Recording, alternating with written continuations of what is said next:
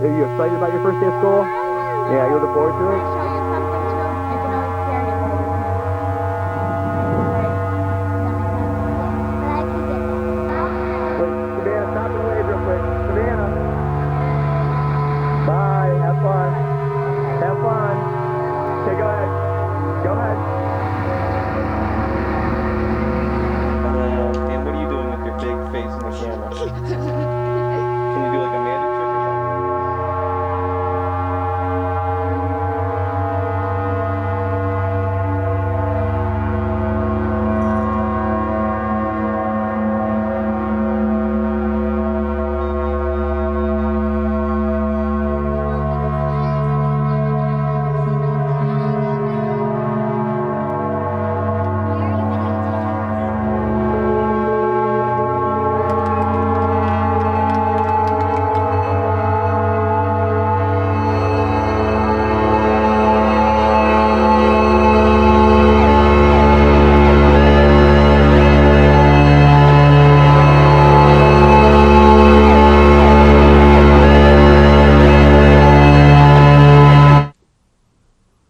It was just autism.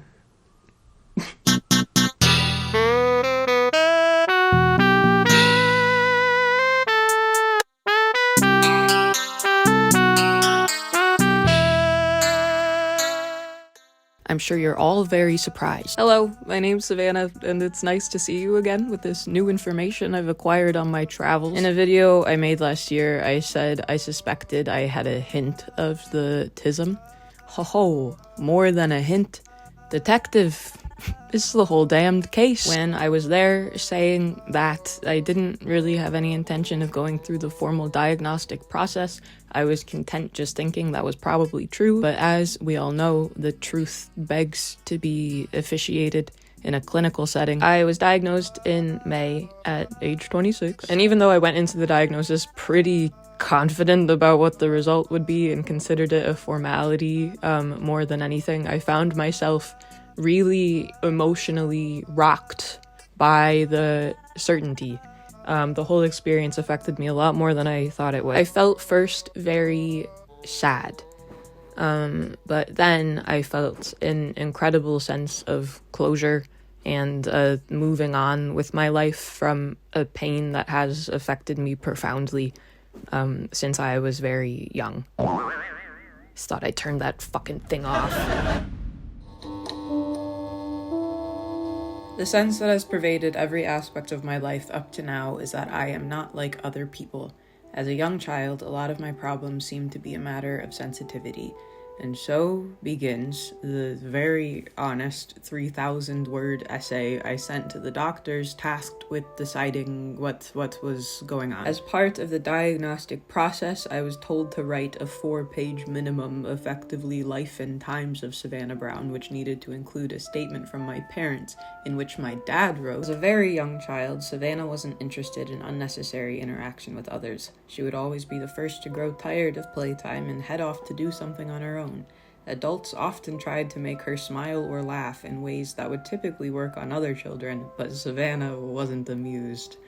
Damn right I wasn't. Folks, I was quirked up, cried easily and often about everything, very emotional, very clumsy, embarrassed easily, severe food pickiness, went to the school nurse like once a week, begged to be taken away from every sleepover I ever attended, fucking loved dinosaurs and bugs. This is my behavior chart from the year 2000, which features classics such as share without complaining and no growling. When I list these traits in this context, it's so clear that's what it was. But at the time, and quite literally up till now, all of these things about me were mysterious. Why is this girl so odd? They all wondered. And I could sense it, that my family and peers thought that of me, and for the record, I agreed. That sense of social rejection became especially apparent in middle school. I really struggled socially. I felt like I could never say the right words to endear myself to people. My days were a life or death swivel between debilitating nervousness and complete confusion. I had no idea what was going on. A few occasions made it clear to me that I just had no idea about the social reality that existed around me at all. Once I was having what I thought was like a friendly, jokey conversation with a girl in my class, and she concluded the conversation by pushing me out of my chair.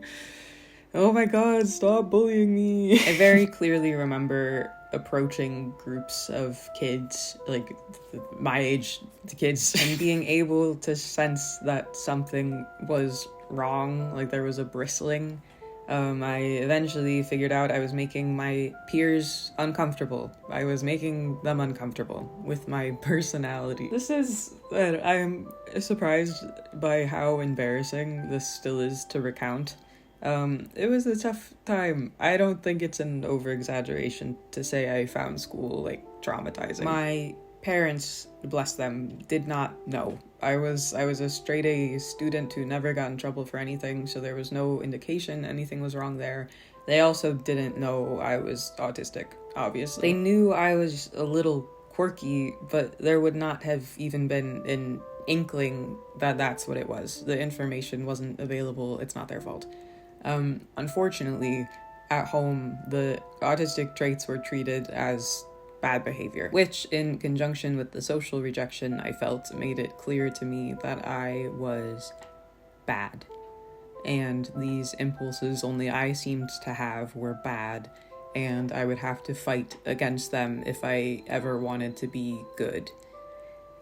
Throw in the Catholicism, and oh my god, that's a very interesting person. I decided I could become good and likable and desirable with the power of intent. I basically curated personality traits, things that I found like attractive or endearing in other people, and then pasted them on top of myself. I knew this had to be done. Like, there was no other option. I also knew that because my real self was for some reason unsuitable for consumption, that I was alone in this life. Jeez. It was just me and this difference for which I had no name. That's pretty heavy for a child. I am making this funny. It's also sad, and I want to be explicit about what this does to young people, semicolon. I thought about not being alive anymore a lot. Not killing myself, but not being alive. But it wasn't because of depression or anxiety, which I did eventually get diagnosed with age 16. And this is a common thing. Undiagnosed autistic young people first being sometimes incorrectly diagnosed with depression or anxiety, because a lot of them are not doing well. I wanted to die because I was exhausted. I would go to school and act in my personal 8-hour-long play and be exhausted, and then I'd come home to my family and act in a second, angrier 8-hour-long play and be exhausted. And even in the moments I did get alone, which I cherish more than anything, I was sitting in those moments with the awareness / the absolute truth. I'd decided that there was something very, very wrong with me. This was not ideal. And up until recently, I found all of these things too fucked up to even mention, but sometimes one finds that one's darkest secrets are actually just common, well-documented symptoms. The diagnosis has brought me a great deal of relief in how explicable it's made these mysteries of my past. I have felt profoundly for decades that I do not make sense, and to discover that I, in fact, make perfect sense has been so liberating, it breaks my heart. Even things that happened to me that I considered weird flukes, I was groomed online when I was 15, which is something that's known to happen to girls with autism. I had an eating disorder, something else that's common in undiagnosed autism. The relief exists alongside the mourning of an imaginary childhood where I could have had an explanation and support, but did not. Of course, one wonders what could have been different and what pains one did not have to feel. But also, I've seen accounts from people who did get diagnosed as children, and they have stories about getting funneled through the most nightmarish special ed programs you could ever imagine. It's like there's no solution that leaves people unscathed. Anyway, now I'm very independent. I'm very adaptable when I need to be. The fact I can mask so well is massively helpful in some situations. Like, it is happening now. I can come across well. I can tolerate a lot of mental distress. Eventually things got better. Unsurprisingly, a lot of the social turmoil went away once I didn't have to go to school anymore. I really found like a home on the internet, a bit of a godsend. I was just thinking about this. If I was alive in a time where I was not able to do this, or like type in all lowercase as if my thoughts were getting beamed directly out of my head, then I think it would have been bad. I think I would have had a bad time. I'm really grateful that we're all here and we've all found each other here. Almost 4 years ago, I made a video called Forming Real Human Connections Sounds Fake But Okay. It was about loneliness I'd been feeling at the time. It was right after my 23rd birthday. In hindsight, it is an unintentionally textbook listing of symptoms, which a lot of you were privy to. Your degrees are in the mail. But also what I realize now is that the main thesis of the video kind of isn't true. I talk a lot about my perceived inability to form like substantial, meaningful relationships with people, but when I made that video, I was in a long-term relationship. I had been in long-term relationships before that. I think what was happening in my analysis of my own life was, like, I had a lot of big ideas about what I thought it meant to be a normal person. To me, being normal meant having this like sprawling friend group and being close to all these people. And if that's not what my life looks like, it means I'm doing something incorrectly, or I'm not trying hard enough. There's some kind of deficiency in me that can be fixed with mental effort. And once it's fixed, I can join them. This conceit is something that keeps cropping up post-diagnosis. So much of what I wanted for my life was structured to match what I thought a life was supposed to look like, rather than what I actually wanted for myself. And in that gap between what you think you want and what you actually want is so much straining and shame and unhappiness. At the moment, I do well to have one person. I can form that kind of intimacy I'm after with just one person. I don't know if that'll change this for now. I'm still figuring a lot of stuff out. Other ongoing things. I experience meltdowns. They're triggered in me most often by high intensity emotional social situations. I actually feel like I'm retreating into my head, just like horrible psychic pain. Having any level of productive conversation once the meltdown is happening is totally futile. It's awful. It's grim. It's like I'm possessed by mud. The diagnosis has been especially helpful in letting me accept that this just like happens to me, I guess.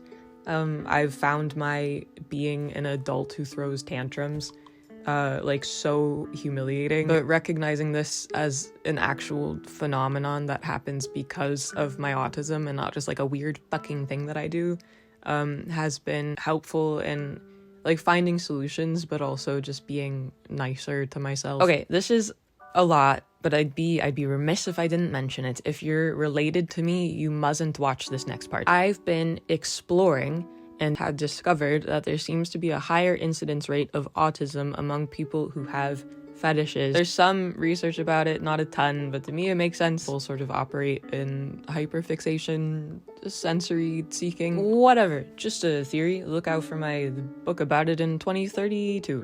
The reason I bring this up is not because I'm desperate to have a chinwag about it, but because this is something else I have a lot of fucking shame about. But again, it seems to have a totally back-traceable reason and ye olde brain matter. This has all been a little grim so far, no? There are a great deal of positive mysteries in my life too, that are maybe getting less airtime because they haven't been a problem for me. but certainly worth highlighting. I am a very happy person. I wake up excited. I laugh a lot. I'm incredibly curious. I find a great deal of meaning in things every day. I'm single-minded. I care about what I care about very much. People have called this a good work ethic, which is nice of them, but it doesn't really occur to me to like spend my time doing anything else. Like, I'm not giving up something to, like, you don't say an ant is working hard necessarily. It's just like doing what ants do. All I know how to do is put crumbs into holes. But it makes my purpose very clear at any given time. I'm not often uncertain about what I'm doing. I already wrote this out in my assessment, Life and Times. I'll just read it to you. POV, you are a doctor, and I am saying help. I finally moved in by myself last July, and I have never felt more comfortable in my life. I think this is partially why I'm here writing this to you now. My time alone has allowed me the space to reflect on things I've always found unusual about my circumstances and seek the truth. The things that make me happy make me very, very happy. I love to read. I love my cat with an otherworldly fervor. I love being at home and feel a tremendous sense of ease on days I don't have to leave, to be with myself in comfortable clothes and let a night pass around me. I feel the joy I have for these things in my body like a yellow flare. I experience anything designed to incite an emotional reaction and some things that aren't intensely and pleasurably. Waves of feeling, and brought to tears by thought alone. Psychogenic shivers all the time from everyday things. The beam of light, the sound of rain. I have strange, vivid dreams every night.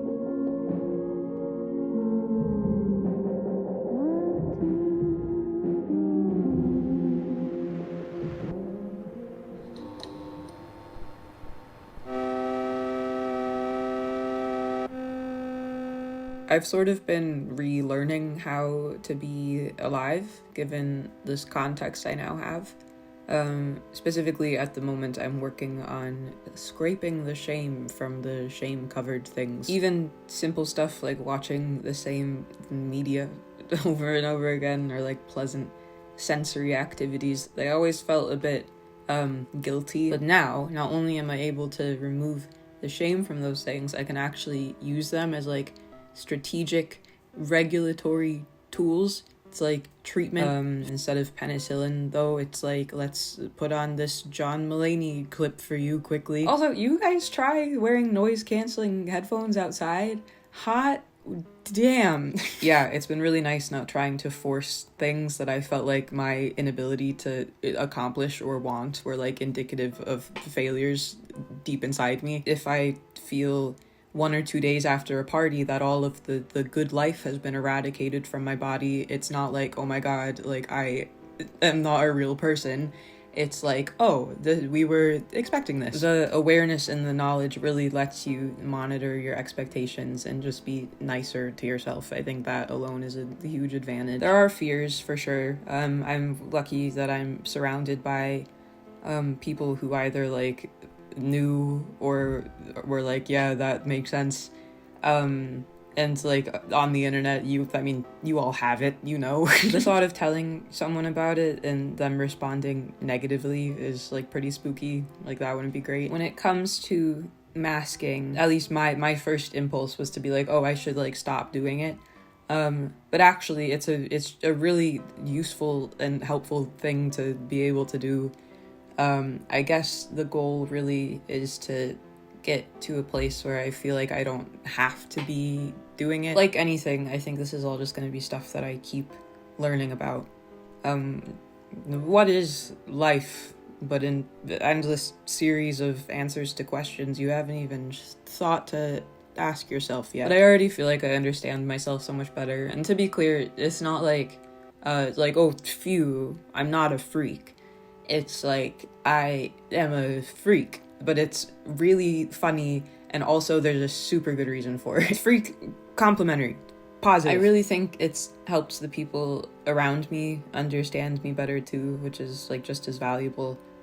Knowing that even if the people I love don't or can't relate, they at least understand. On the whole, if you couldn't tell, this has been like an incredibly important and helpful development in my life.